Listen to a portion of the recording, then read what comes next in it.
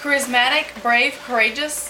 When I think of these characteristics, Katniss Everdeen from the Hunger Games or Tris Pryor from the Divergent series come to my mind. There are, however, actual women throughout history who have acted with equal courage and bravery.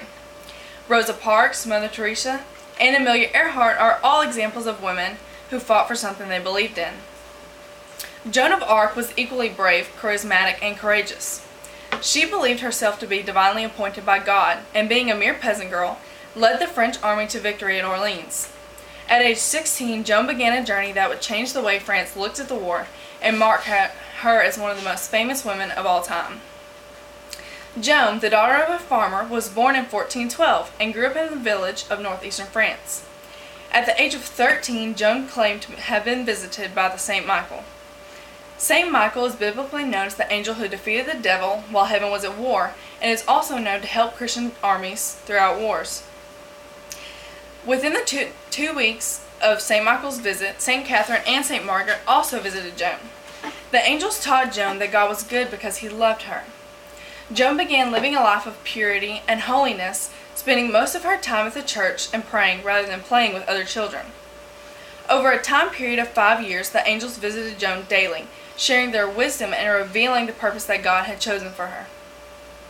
At this time, St. Bede prophesied of a maid that was destined to save France.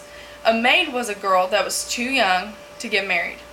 As a part of the divine prophecy, Joan took a vow of chastity and convinced the local courts that she should not be forced into marriage. At that time, France and England had been at war for decades. As the war with England worsened, Joan traveled to have an audience with Prince Dauphin, son of Charles VI, to claim that she would fulfill the prophecy.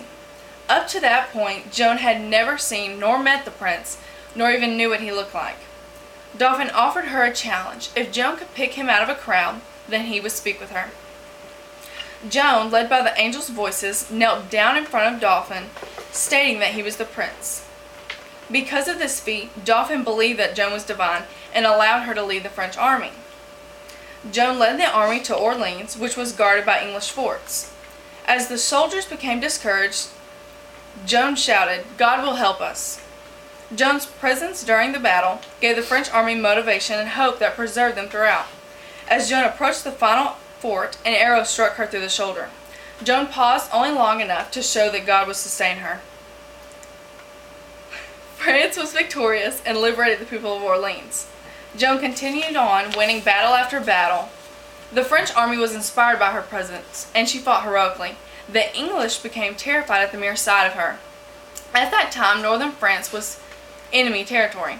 When Joan's army approached towns that were controlled by the English, the people were so fearful of her that they would open the gates and let them pass through.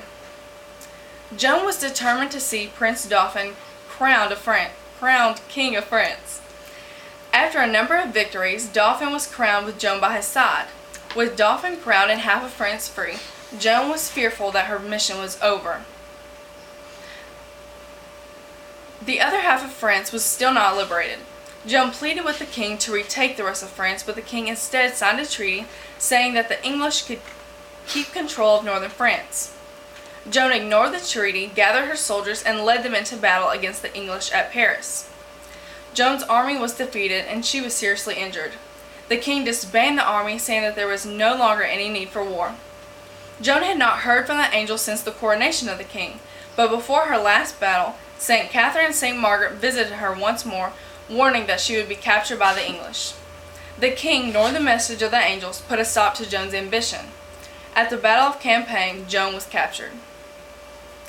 In England, Joan was said to be a witch, using witchcraft to terrify the English troops, therefore defeating them.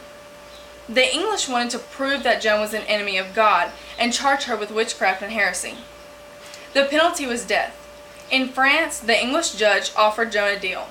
If she would sign the confession saying that her voices had come from the devil, she would not be burned at the stake. Joan, out of fear, signed the document and was sent back to prison. After believing she had abandoned God's will, Joan told the judge that she had only signed out of fear and that the voices she heard were heavenly and divine. On May 30th, 1431, Joan was burned at the stake at the age of only 19. I believe that Joan's tragic flaw was her ambition. She had gotten accustomed to the glory that the victories of battle had brought her, blinding her of God's mission. Though Joan's life was short, it served great purpose. She fulfilled the prophecy and completed the mission that God had intended for her. No, Joan didn't end the war single-handedly, but her courage, bravery, and charisma gave the French army exactly what they needed to keep fighting. The English were afraid they had acted against God and slowly retreated from France. In 1920, Joan was declared a saint. Joan's courage and obedience to God will never be forgotten. That's it. Okay.